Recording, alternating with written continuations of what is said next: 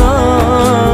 আজ কি ভুলেও সেই কথা তোর মনে পড়ে না? বাসলে ভালো কেউ কি এমন পাষাণ হয়ে যায় যে নিজের সুখে মনের মানুষটাকেই মেরে যায়? হায় রে বোকা মন আমার, শুনলি না বারণ, আবার প্রেমে মজলি রে তুই কেন? কারণ প্রিয়া